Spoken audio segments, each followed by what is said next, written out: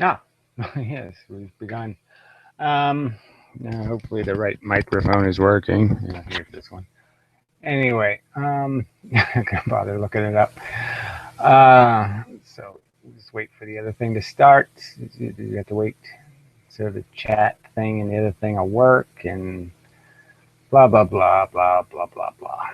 Okay, so that appears to have happened, and I figured I'll do some comments. I was going to probably best to do that in a video, explaining this piece of paper, the whole polarization thing.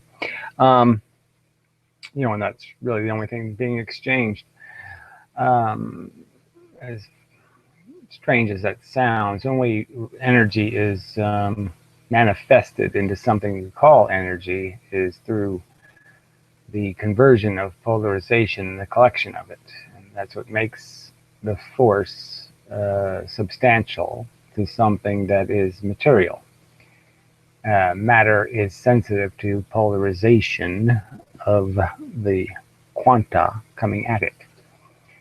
Anyway, um, that's for another time. Like I said, I'll do some comments. The really obnoxious, as it turns out, um, Numbly Numb has just proven himself the troll that I, you know, kind of suspected always that he was from the beginning when he was doing all this whatever Wikipedia correction officer or something. And he was often wrong. He's correcting people and yet he's wrong. And I found that pretty obnoxious back on the old Inmendum channel. And then he came over here and is played the game like he agrees with the stuff I'm saying and blah, blah, blah. And now, because I don't agree with his conspiracy theories, I'm wrong. And my theory's wrong. And it's been proven by the very NASA scientists now he's citing, the very ones he mocked, previously. This is just such duplicity that, it's just disgusting. Human beings do not, if there's an opportunity for human beings to disappoint me, they do it. Bravo. Um, but yeah, it's a wayward horizon integrity school of shit crap he must have gone to. Um, yeah, you might as well, go troll Wikipedia pages. you know, an asshole. Censor the internet for us all. Stupid little cunt. Anyway, so yes, a couple of comments by him. The most recent one wasn't very long. What the hell did he say? I forget now, but yeah, it was some kind of snarkyism. Just not related to the videos, which is really irritating. Oh yeah, yeah. He was apparently stuck his foot in my mouth or something um, in Piro's room, but I couldn't find that anywhere. I mean, I wasn't gonna, not playing a 7-hour crappy Piro video. And the only part I saw Numbly, and he wasn't talking. They were talking about the Iraqi War, so I don't know how I could have come up in that subject. So regardless, just useless troll. So I guess I'll just get his comment. There's a couple of them, which is stupid. One, well, let me go back to the. I will go back to, um, you know, uh, uh, oh yeah. So this is the one on NASA. So yeah, I'll read that one. What the hell is this comment? It's got he followed up his own comment. Oh yeah, right. I'm gonna pay any attention to you, you little troll. Oh, you really have some kind of bizarre expectations. Um, so anyway, have you heard about the new reactionless propulsion system from NASA has confirmed actually works? Yes, sure it does. Looks like it's time to say goodbye to Newton's law of motion. So now all of a sudden the physics he was arguing was bullshit. The dark matter, all that crap invented by all these assholes. All of a sudden they're brilliant. They know what the fuck they're talking about. Um, I mean, M drive works just like any other engine. Well, if it's any other engine, then it takes fuel. Uh, Author of the paper told Mail Online, its fuel is the input photons at microwave lengths. Well, guess what? That's a fuel. Yes. Okay. And again, it's how much energy do you think is in it? Microwaves don't go through matter, obviously. They react to many forms of matter. So if they were strong enough to do something propulsion-wise, they'd be moving us. The researchers suggest that photons coming out of the machine interfere with each other so that the overall effect seems as if nothing is there. Oh, these are quotes. Yeah, right. Certainly. In the cavity, the input photons will bounce back and forth, and invariably some of them will interfere completely destructively. So we're back to two slit nonsense almost. So what, this is what you're endorsing, you idiot? And you're expecting me to waste my time on this subject? I don't think so. Let's go see their perpetual motion machine. So yeah, let's see them build one. Fuck you, you idiot. This means the inertia of photons inside the cavity change as they bounce back and forth. To conserve momentum, they are forced to generate thrust. Yes, I'm sure. If you accept these results as genuine, then you also must accept that your theory has been falsified and drop it immediately. So listen to this crap. I should drop my theory that explains inertia, magnetism, time dilation. Right, I should drop it on Numbly Num's advice. Well, look, if this is going to be your attitude, I'm not reading the rest of your post. Well, he's following up with this crap like I give a fuck about this shit. Go ahead, show me the perpetual motion machine. Okay, that doesn't sound like something that's really going to happen, jackass. Yeah, not even close. I can go look up my own physics to talk about. I don't need you to tell me what I have to talk about, fuckhead. So yes, I'm deleting it without rating it. So fuck off. God, what a cunt. So here's the more obvious numbly numb bullshit. Okay. The solar systems are not flat. The plane of a topic is not a disk. The sun and the planets are moving through space on a linear trajectory, so the planets spiral around it, creating elliptical orbits. The distinction matters because rotational motion is not the same thing as helical motion. It doesn't matter. The solar system's flat, and for all intents and purposes, the only forces acting on the planets are the sun's forces, not the galaxy's forces, not the entire universe's forces. They're not really relevant, so you're just being a stupid cunt. By his idiotic theory, okay, this would mean that you couldn't say galaxies are flat. These galaxies are moving within clusters, and therefore somehow their motion isn't flat. It's flat, asshole, and it's over a period of time, and that's the important factor, is time. So their elliptical motion is much slower than their flat motion in the spiral, so it doesn't add up. It's bullshit. You're an idiot, and you're a cunt. All right. So anyway, I posted the first Google search on flat solar system, and it just says, the solar system is indeed very flat. The orbits of all the planets are within a few degrees of the same plane. And blah, blah, blah, blah, blah. And then he says, I agree that the plane of the elliptic is narrow, but the plane of the elliptic and the solar system are not the same thing. Well, I'm sorry. If I'm talking about the solar system, that's what I'm talking about. I'm not talking about some fucking goddamn bizarre bullshit that you want to add to it because the sun has motion. The Earth doesn't give a fuck about the motion of the galaxy. The Earth gives a fuck about the motion of the sun. The sun is the gravity affecting the Earth, and if the sun moves, then the Earth will move. Okay, but the two, there's no connection between the Earth and any galactic influences in terms of relevancy. The sun is 99.999999999% of the influence, and the galaxy is 0.00000000000000001. So fuck you in this bullshit. So by this theory, like I said, you can't call a galaxy flat. So you see the point? He's just being an insane, psychotic, nitpicking lunatic. Only a lunatic would say galaxies aren't flat. Only a fucking asswipe lunatic would do that. So just go fuck off, Numbly. You're a waste of space and time. You truther kook. Yeah. All right, so now I will get to some more normal comments. Um, oh yeah, there was one other. So sorry, I saved it for later, so I might as well read it. Your claim that there is no divergence in the collimated light laser beam over long distances is wrong. So again, I never claimed that. All right, what I made is an argument, right? So this is my understanding of the history. We were talking about one of these raggy NASA experiments that are we can detect a human hair from 10,000 miles away, kind of bullshit, like the experiment he's going to cite here, which is funny. You know, in another video where he's defending NASA and their brilliant observation. So anyway,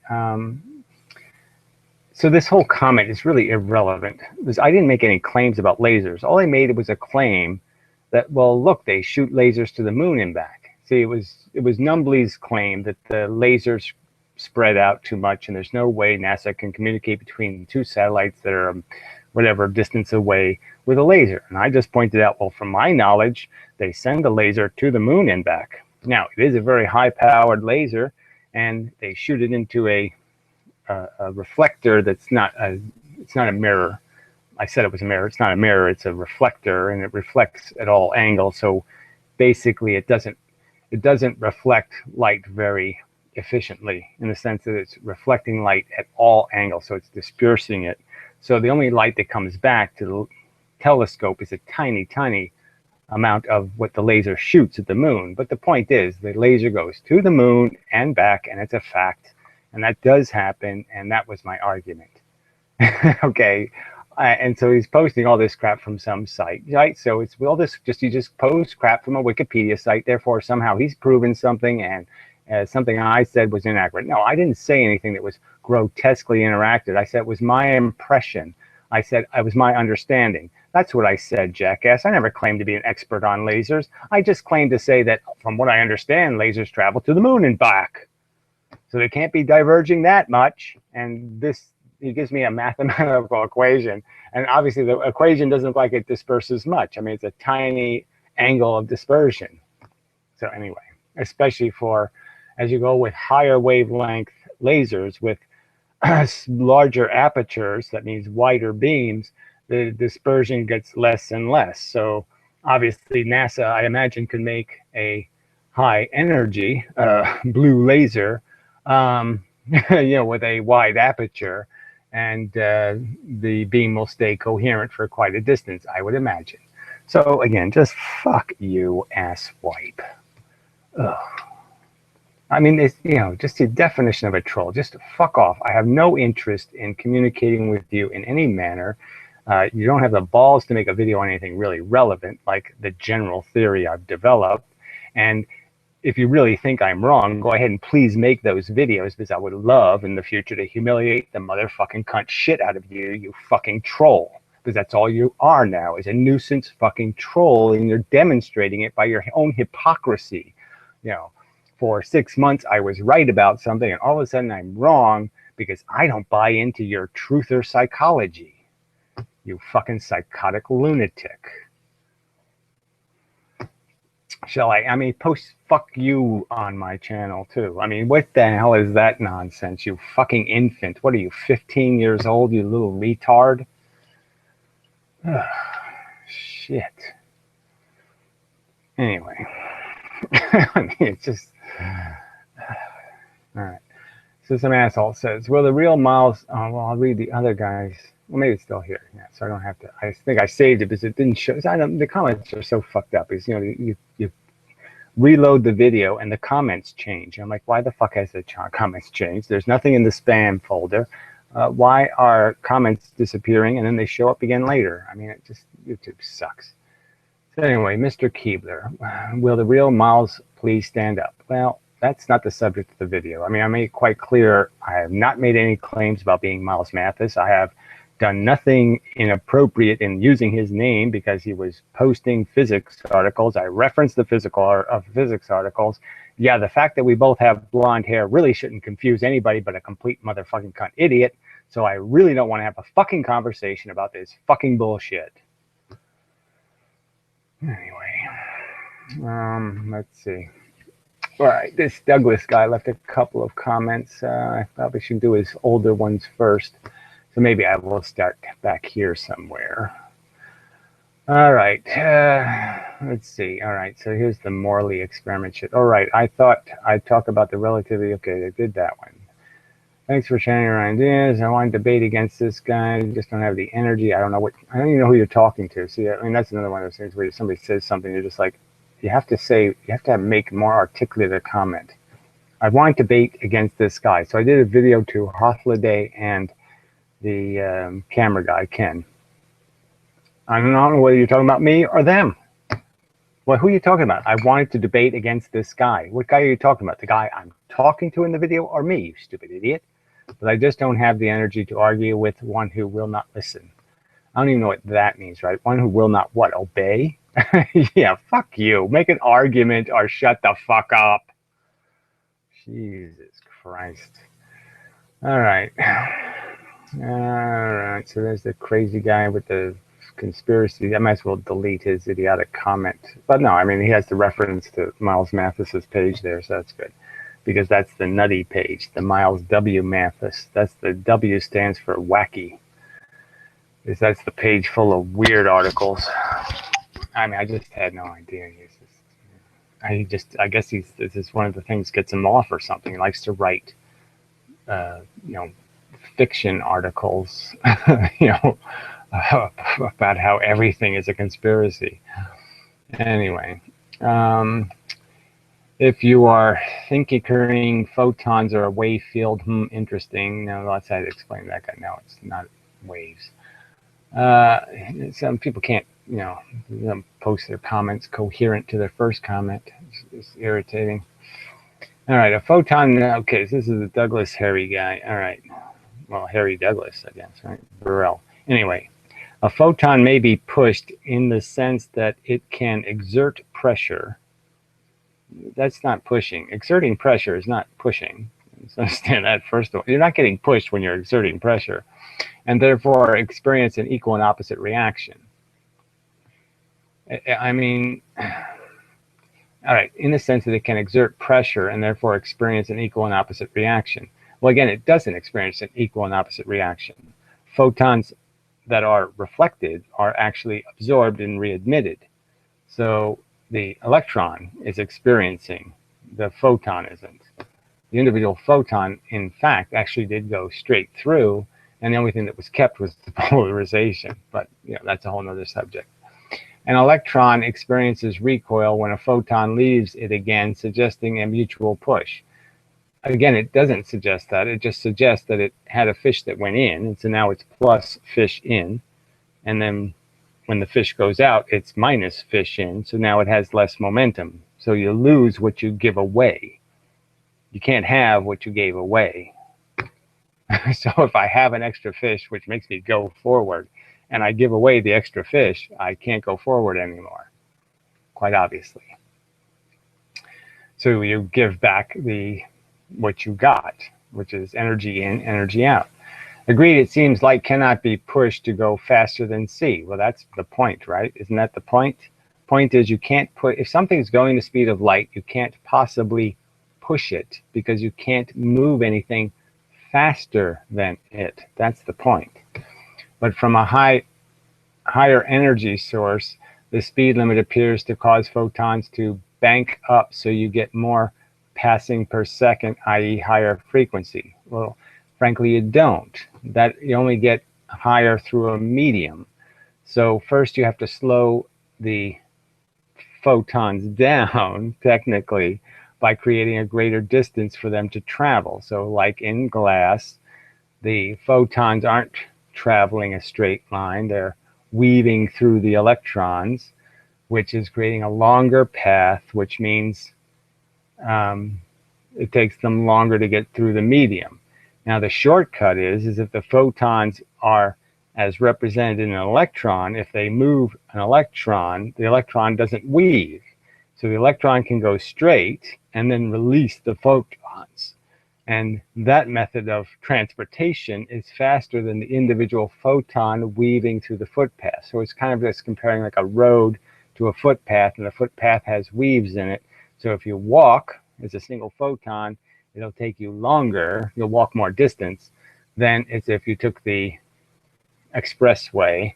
But the expressway is not going faster than the speed of light. It's actually going slower than the speed of light, but it's faster than the photon through the medium. So it's not going faster than C.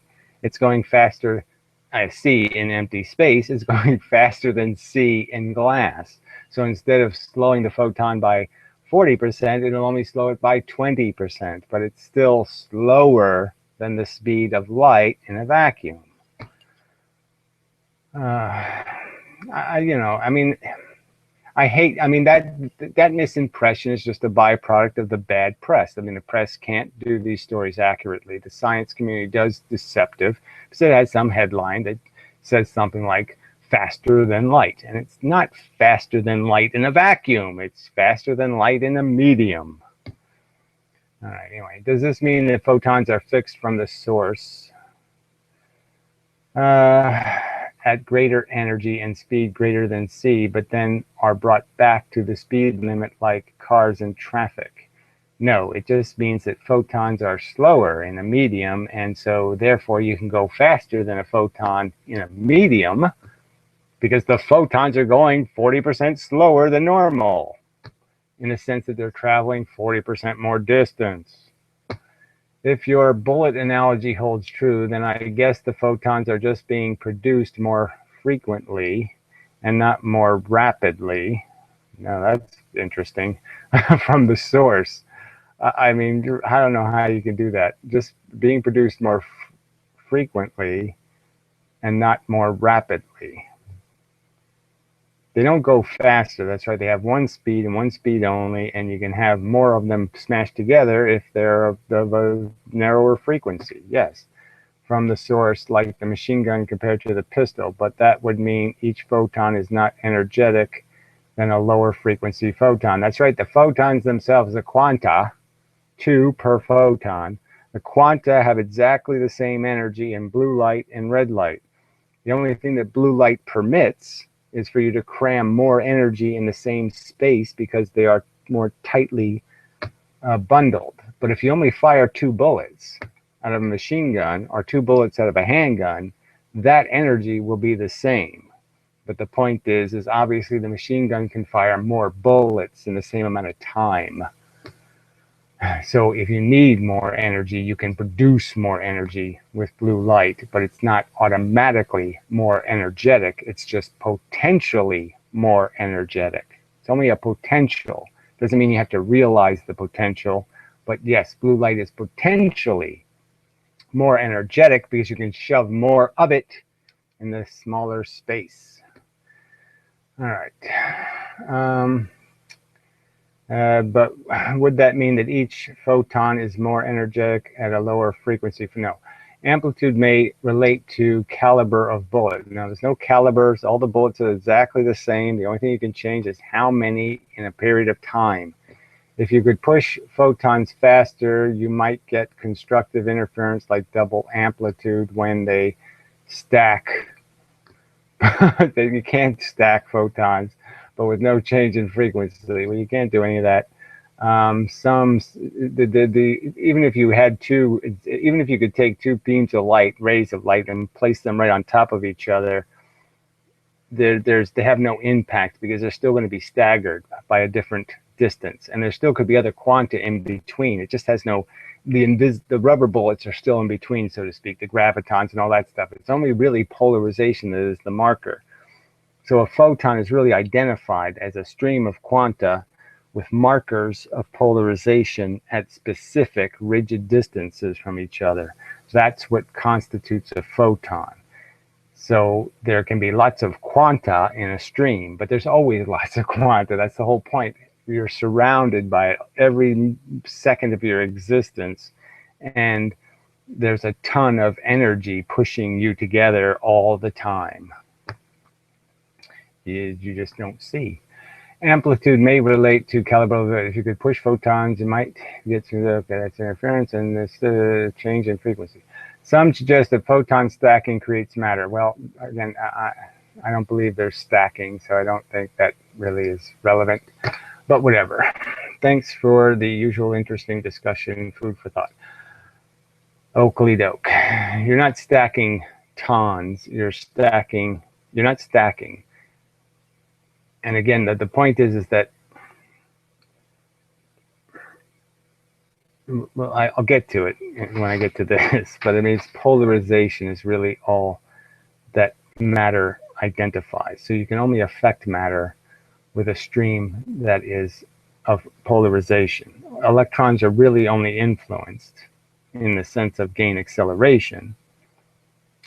Okay, no, I can't say that because gravity does affect them, but they can't absorb permanent. No, okay, not permanent velocity. Yeah, the force. Gravity has to always be there, right, for gravity to work, right? So gravity is a constant imbalance. The Earth is creating an imbalance. The external world, it's a constant thing, and that's why the acceleration is permanent, which can make it a permanent velocity in a sense. But for electrons to gain velocity, they have to actually absorb photons. They can't really gain velocity from gravity, gravitons, quanta. But I want to get, it has to be polarized to be truly eaten by the matter. For the matter to truly absorb a force, it has to, the force, absorb it in the sense of it becomes a permanent velocity. It has to absorb the polarization of the force. Okay. The bits that are polarized have to transfer their polarization. That's what's being transferred is polarization. All right, anyway, Terrence Kinsey. A few months ago, a neighbor emailed me a link to Miles Mathis' website. After clicking the links, I can't remember which one specifically, I ended up watching a video of you. Well, that's bizarre because I don't think he has any links to me on his page. So that doesn't make a whole lot of sense. But maybe he did a Google search. I don't know. I really don't think he has a link to me anywhere on his website. I don't think he ever, I think kind of obviously he has no knowledge of me, even though I did email him. You know, I do have the email somewhere. I mean, I was basically just giving me an opportunity to be, you know, for us to collaborate on our effort to demonstrate that conventional physics is full of shit. And, you know, in hindsight, I'm glad that he pronounced his desire to be a lone creator. And because, yes, I wouldn't want to have to try to explain how my partner is insane. So, yeah, that's good. All right, so mindless marbles. Okay. Okay, apologies. You know, I got to make sure no one's fucking with yeah, things. Let me just see. Where's the comment section? Oh, bye-bye. Yeah. Oh, we'll see you soon. I'm not known with that. I'm nice. Okay, we'll just block that guy. Hi, I'm a nice guy. Yeah, that sounds like somebody looking to make trouble. Well, that's worth blocking. All right. Keep your eye on that kind of stuff, you know. So much to do. So few means to do it. Okay, apologies if I misinterpreted part of the video, but it needs to be discussed. We need to be extremely clear where we agree and disagree. All right. All right, so this is on the speed of light and understanding what the Michelson-Morley experiment could demonstrate. My argument about the Michelson-Morley experiment is it's not an experiment done at any of these speeds of these thought experiments, so it's not relevant to the thought experiments about how light could be perceived if you were moving at some incredible speed. So it's not happening at those speeds, it's happening at minor earthly speeds, and it's really looking for drag in the ether. And the argument is that you're not going to find drag in the ether because quite obviously there's no drag in the ether. Quite obviously light travels through the ether unencumbered, or it couldn't travel billions of light years to get here. So there's obviously no drag from the ether. So a drag experiment doesn't have much relevancy, in my opinion, to answering any of these questions about what happens when you start accelerating to preposterously high speeds and your matter starts stretching and your whole formation of your function changes dramatically. including the ability of your electrons to absorb energy. Okay. At some point in the video, you say that light does not gain speed because the photons are released, not pushed. Let's be clear that almost everyone agrees with that. I would say that no, you're wrong. Okay, because basic physics still doesn't explain what photons do. They don't concede that they're part of matter, and they certainly don't understand them as being that all interactions, in a sense, force on force. It doesn't matter what your velocity is. So if I have a school of fish, and the fish are only capable of traveling c, a constant speed. They don't travel anything else. So let's just change c to 5 miles an hour. So you have a school of fish. The fish can only travel a maximum of 5 miles an hour. They can't travel anything slower. And so clearly, which way the school moves is going to be dictated by how many fish are spending how much time pointed in a direction, right? So that's going to be the entire definition of the motion of the school overall. And you just make a rule about the fact that the fish can't just leave the school. So I don't want to explain all those dynamics, but I'm just saying let's have just a rule that they can't leave the school. So when they reach one end, they have to turn, and then they have to go the other way. But the point would be they have to spend more time in one direction. So that means they have to go this way longer, and then the school moves, and then they go a shorter distance back and a longer distance, that kind of thing. And then all interactions with force are always at the speed of light. If two fish are colliding, they're always going to be colliding at the same exact speeds. All accidents happen at exactly the same speed. So all interactions are technically, it just doesn't matter whether you have velocity or not. The only thing velocity will tell you is whether you're going to have more interactions that are intersections, where something going up and down hits something going left and right, or this way and this way, or whether they're head-on collisions. So the only thing you're changing is what type of interaction the force can have. But you can't change the speed of the interactions, just the type. That's the underlying physics here. So I know that's certainly not what conventional physics understands. Not everyone agrees with that. Okay, that's a statement. So that's all I'm saying is they don't get that.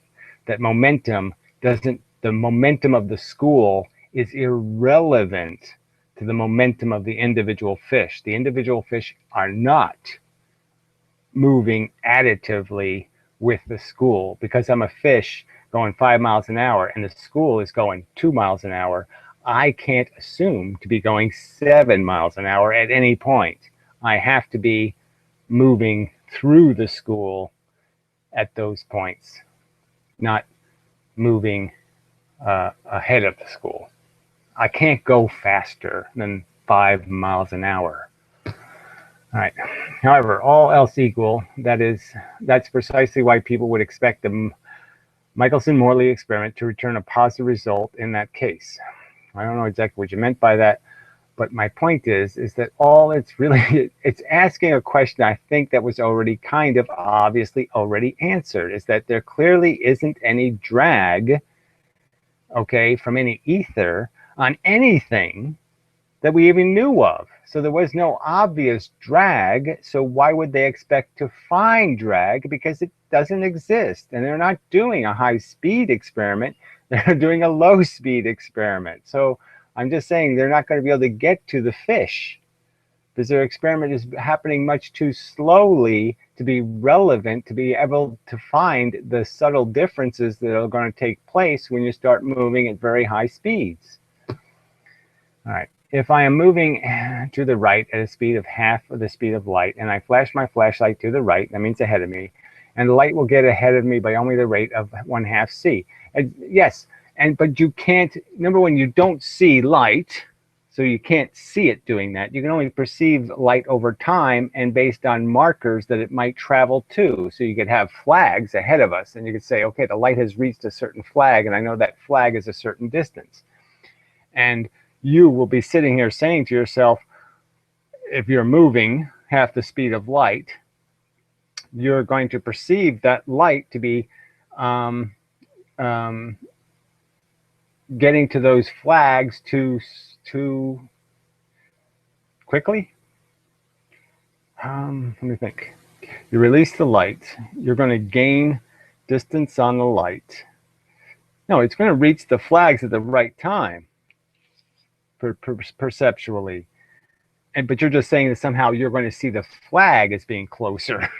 So how you see the flag is kind of irrelevant to the question of how long it took the light to get to the flag. So the time it's going to take the light to get to the flag is going to remain the same for the distance away from it you were when you released the light. So that the time you release the light, the amount of time it's going to take for the light to get to the flag is going to remain exactly the same.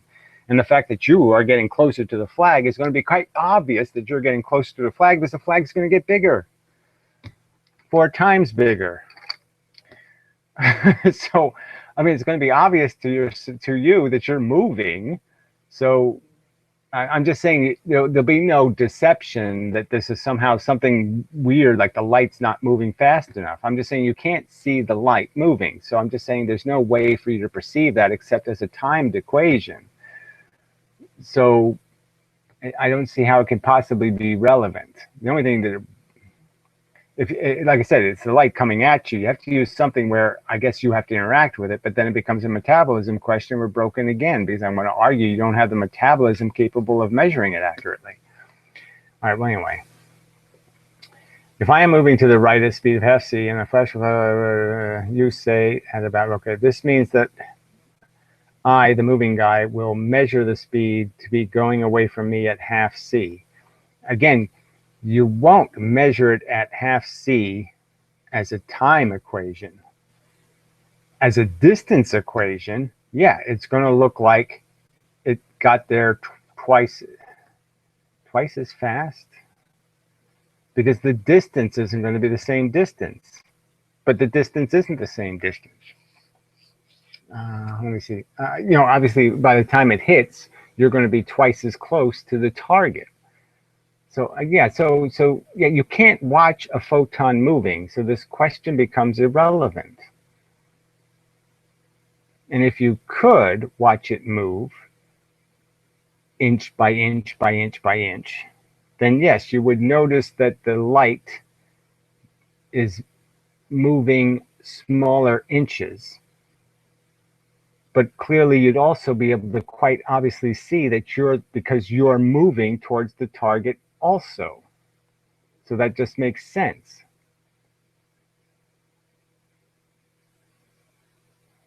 I mean, maybe this is better done with like track runners, like you're running with somebody and they're running twice as fast as you. And so as you saw them getting away from you, your expectation is that they should be running another factor faster. So you're measuring them not going fast enough and escaping you by what your expectation is at their normal speed. So if you're standing still at the starting line and you stay still and you just have somebody run, they're going to get away from you much quicker than if you're also running half as fast as they are. So if you run half as fast as they are, they'll get away from you much slower. So they'll appear to be moving slower. But I'm just saying you're going to be quite aware of the fact that you're running. So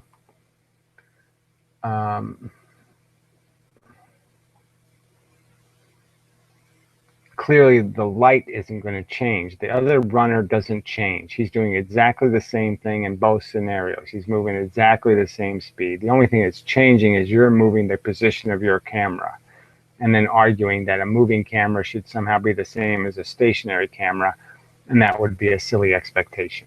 Okay. Sure, you can say my tools are broken. Yes, your perception is broken because it's moving, just like my clock. But let's acknowledge that my shitty tools will measure half C for light going to the right. But again, you can't do the measurement while moving. If you're doing the measurement while moving, it's not a measurement of his speed.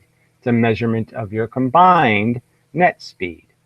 So just acknowledge what you're measuring. You're measuring a net perception of distance, not the actual speed that something's moving. So if you're moving the ruler, obviously the ruler is going to read wrong. So if I take a regular 12-inch ruler and I move it as I'm measuring something, I'm not going to measure it accurately, am I? So you can't move the ruler. So that's really what we're talking about here, is if you're going to talk about how fast something's moving, the ruler can't be moving. There, okay, that explains it. Similarly, if I mean, it's like that's having like the markers on the track. So let's say we have marks on the track for a specific distance. And so then you can see how long it takes somebody to pass those marks. We're almost arguing that if I allow you to have a moving ruler, that's like allowing the lines on the track to be moved.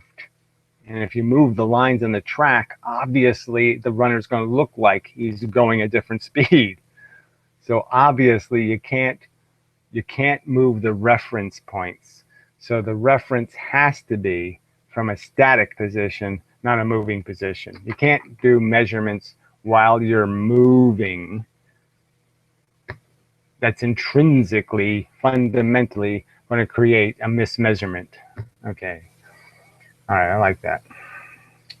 All right, sure, you can say the tools are broken, just like my clock, but let's acknowledge that my shitty tools will measure half C for light going to the right.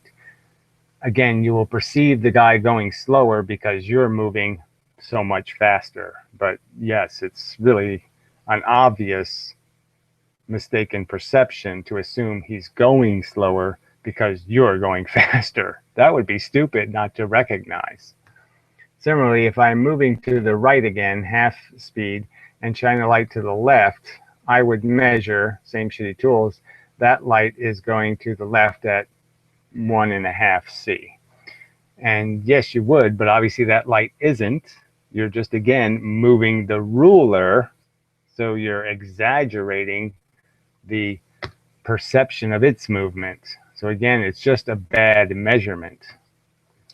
This is the vital point. Okay, should Michelson-Morley experiment notice that apparent, emphasis on apparent, discrepancy in the speed of light? Well, again, what I'm saying is that the Michelson-Morley experiment isn't being done at the speeds necessary to recognize this flaw. So that Michelson-Morley is like moving the ruler, a zillionth of a millimeter. It's moving the ruler so little that it can't possibly detect the perceptual difference between the two runners.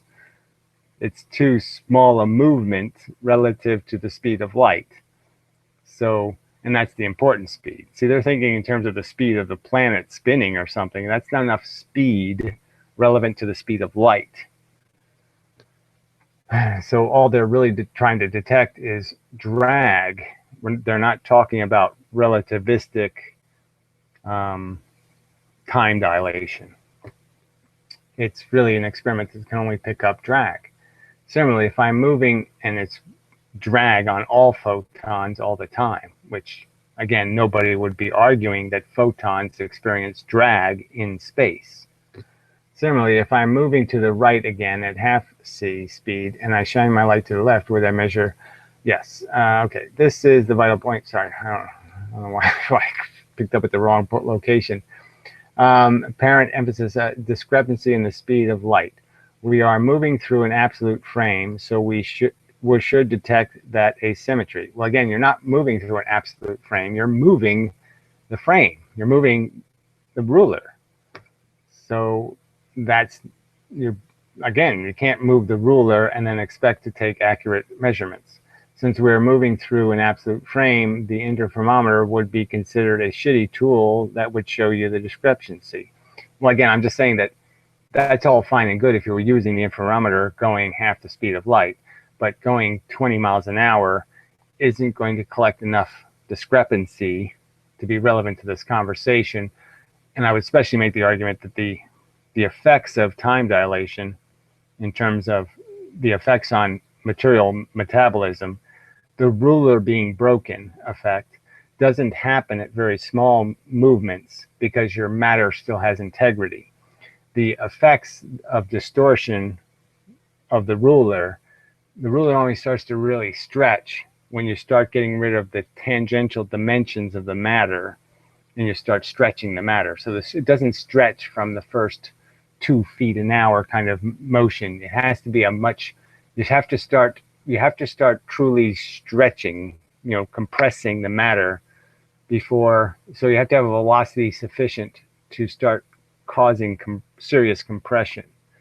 And I don't know what exact point that would be, but it might be something like 2% of the absolute speed. So you have to get up to at least 2% of the speed of light before you could have measurable stretching deformation of the ruler.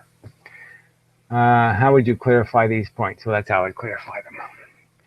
What am I getting wrong? I don't know if you're getting anything wrong. It is complicated, but again, if you understand that what you're perceiving has nothing to do with the interactions themselves, like I said, it's fish on fish, and we get confused because we think of school on school, and school on school isn't happening in real physics. Real physics is always fish on fish. So real physics is always quanta on quanta. My matter doesn't interact with your matter. My physical skin. It's always going to be the quanta on the surface of my skin that will influence you. Or I can't make force without. It's always going to be a phenomenon of the quanta that I'm made of, not the body that we see. What we see isn't what we are. Okay, that might be another way to say it. We can see schools. We can't see the fish. But the fish are doing all the fighting. Maybe war would be an example. Like if you had a huge overview of war, you could see stuff blowing up and you could see stuff disappearing and see stuff on fire. But you wouldn't see the little soldiers making all that stuff happen. Yeah, it might be a good way to say it. All right, so let me see if that's the same comment I saved here. Yeah, okay, so I don't have to worry about that. I saved just in case it got destroyed somehow because I didn't see it showing up anywhere. All right, one more to go.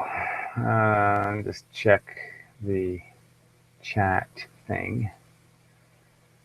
Let's see, I understand none of this. I have no idea why I listen to DraftScience. Well, if you have no idea, I really don't need that comment, buddy. So, pretentious idiot. Yeah, your name fits.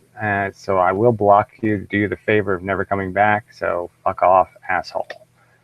God, you're just so brilliant. Human beings are just such scum.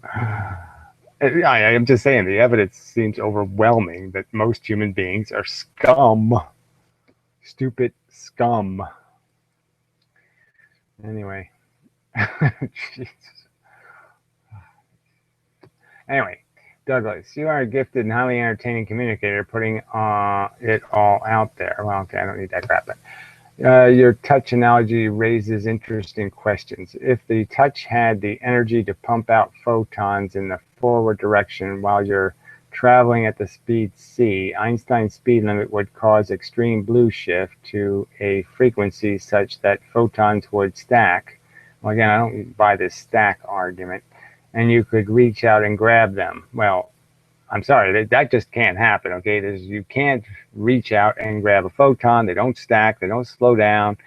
That's their distance. Distance and time can't be bent. So Einstein's crap is crap. There's no bending. I don't bend the universe and then reach across it, okay, to grab something. Just can't happen, okay? Distance and time are functions that happen in the 3 dimensions. They're not a separate dimension. If you shone a torch backwards, you could, a torch is this, that's kind of a light. If you shone a torch backwards, you would get extreme redshift, 0 frequency. Well, if it's 0 frequency, you don't have anything. You don't have something shifted. You have something annihilated. But anyway, and a trail of stationary photons relative to the photons traveling alongside you at speed c. Well, that can't happen. There's no such thing as a stationary photon, nor photons traveling alongside me. So again, you're taking this material example and you're not recognizing that you can't move matter the speed of light, okay? Matter can't do it. It can't sit on a photon train. It can't do it. It's a photon if it's going the speed of light. That's what it is. It's a photon. It's not matter. Matter by definition, the school can't go faster than the fish. The school can't go as fast as the fish, right? I mean, the only way you can have the school go as fast as the fish is all the fish have to be going one way, and that's a laser beam, right? So I'm just saying that matter can't possibly, by definition, go anything close to the speed of light and be called matter. Anyway, some theorize that the edge of the universe is traveling away from us so fast that light from there can't reach us. Well, again, this is, I don't know if I really want to get into this, what's at the end of the universe thing, but I would argue that their gravity might weaken. Okay, that's a bubble of gravity, and once you go outside the bubble, there's no gravity and everything just flies into nothing. Little photons shooting forever in a direction. Something does not add up with relativity. Well, that's a sentence, but I don't know if it's an argument. Re-sound. Do you propose that sound can only be produced by exceeding the speed of sound in order to perturb waves that already exist? No, there's no already existing wave in sound. Sound's about molecules moving. Well, you do say that. Okay.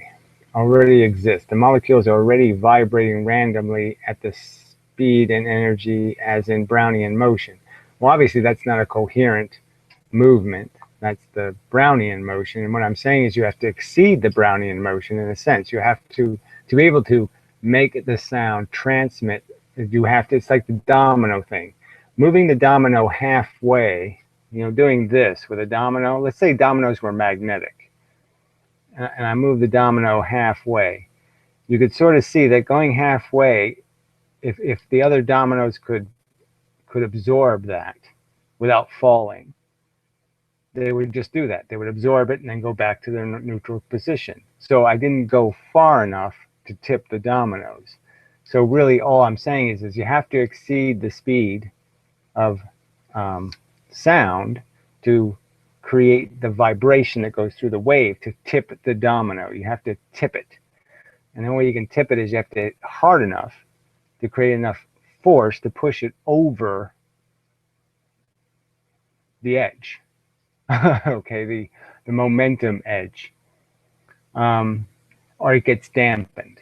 It spreads linear sideways instead of forward. So if I push slowly, it's like pushing into skin slowly, the force spreads. But if I did it really quick, I could make a hole. If I did it quick enough, because there'd be no time for the force to spread over my skin. I'm doing, skin poking. So if I poke it slow, the skin has time to stretch and pull sideways. But if I go fast enough, the same amount of force will poke a hole. Okay, because nothing will be able to stretch. There'll be no time. And so all the force goes forward through.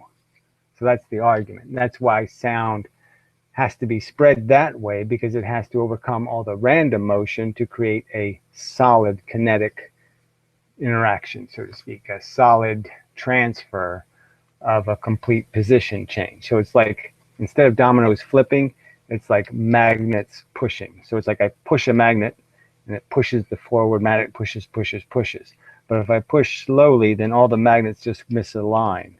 So if I push the magnet really quickly, then all the magnets will move straight. But if I push the magnet really slowly, all the other magnets will just realign crooked.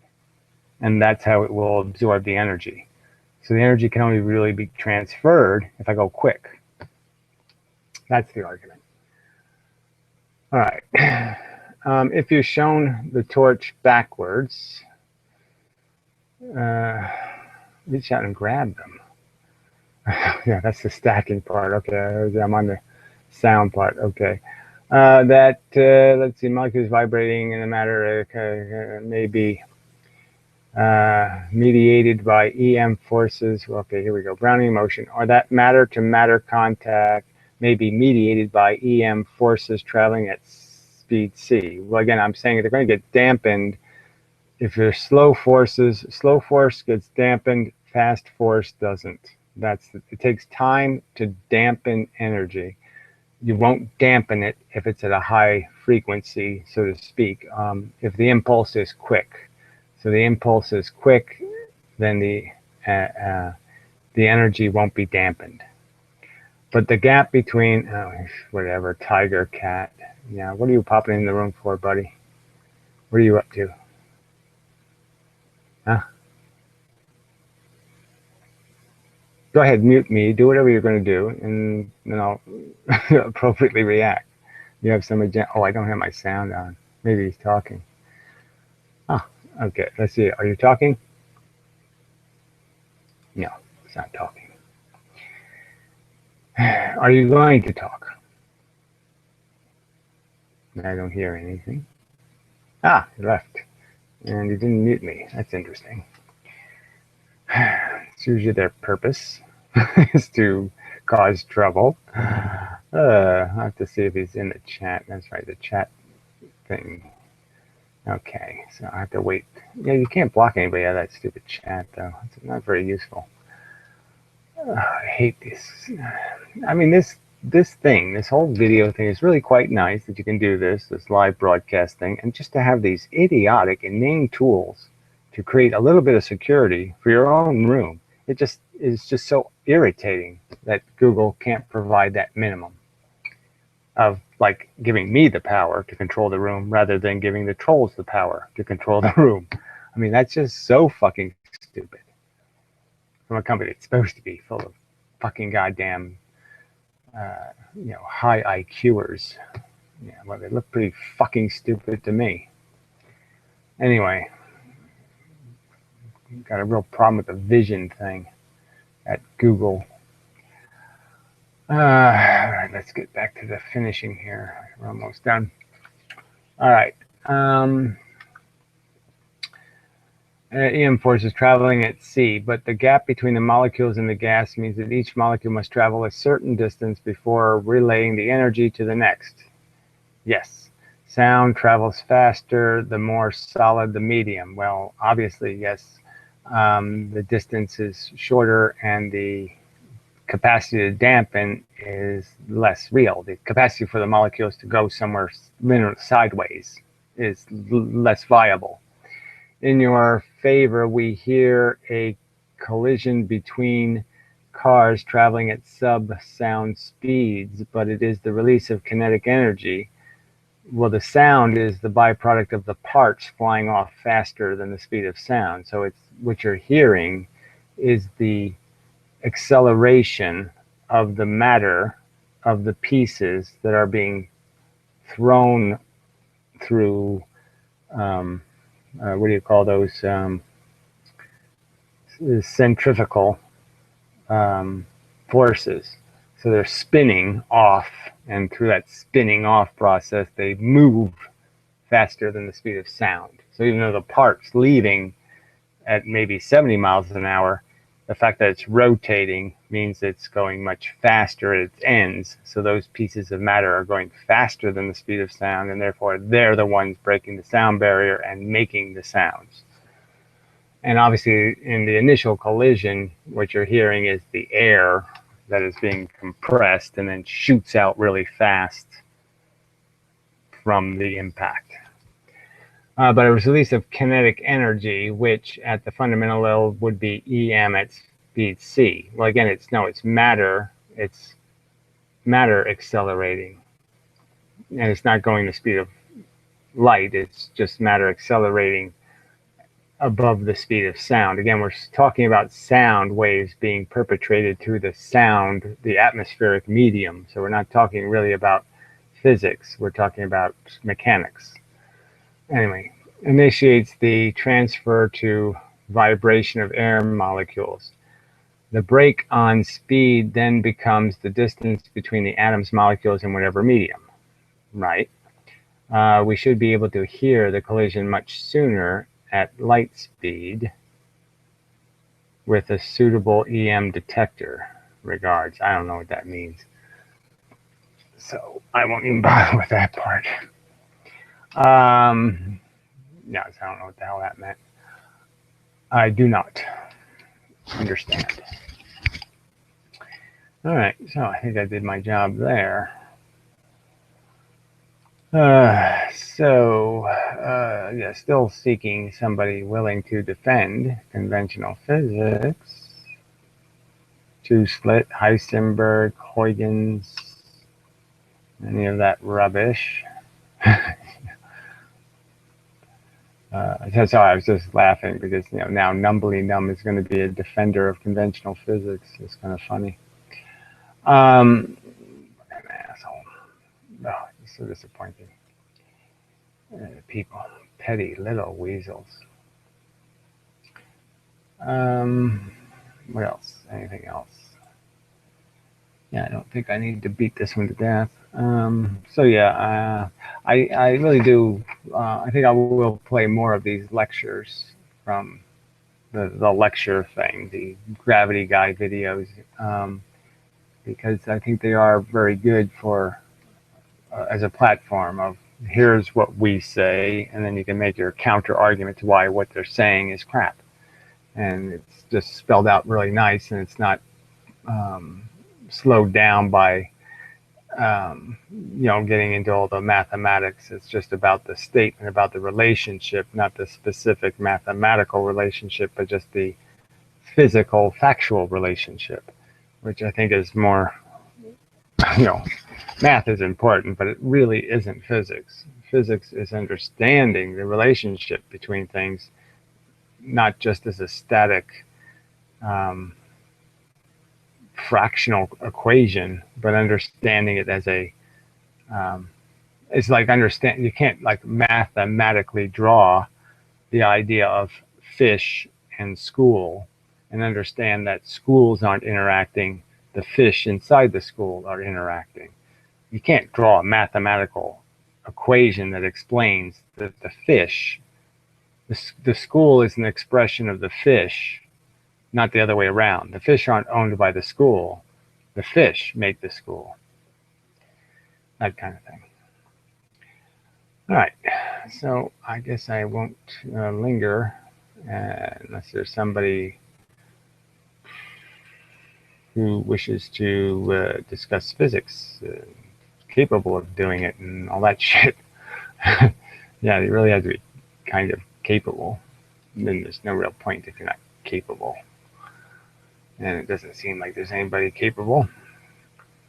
And nothing in the chat. So I'll let it go at that. And make more videos and do less of this, I suppose. I don't know. I'll have to, we'll see. I mean, this is good enough for doing comments, and it's good enough for when I'm doing,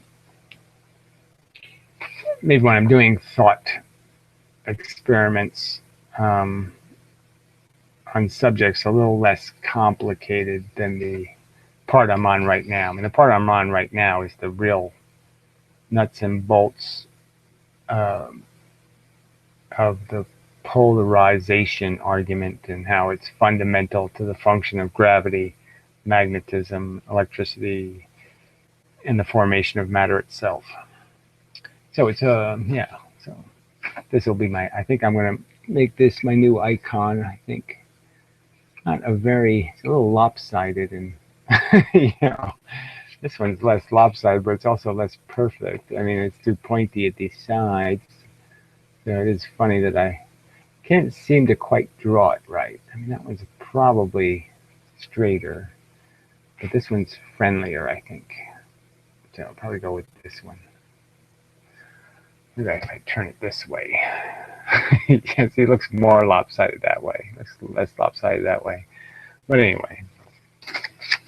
but that's kind of a representation of maybe an electron. That's sort of how electrons function. And since they roll in the 3 dimensions with very hard elements, so their elements are they're perpendicular elements.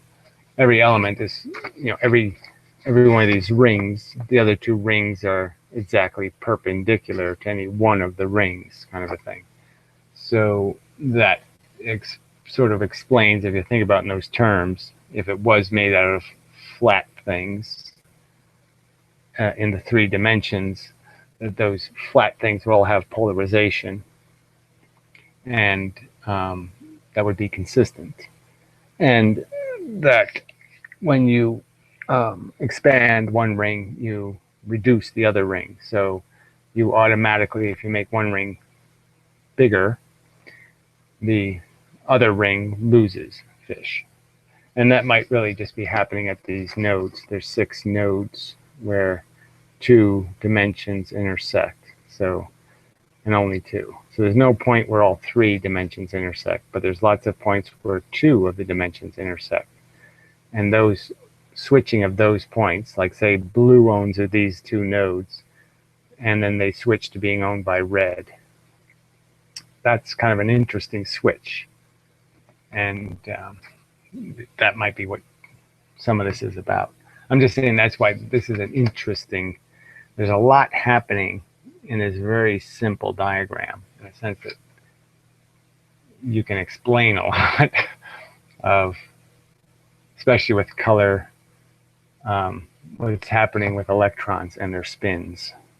But anyway, I don't want, like I said, that's for a future video where I will attempt to explain some of this stuff.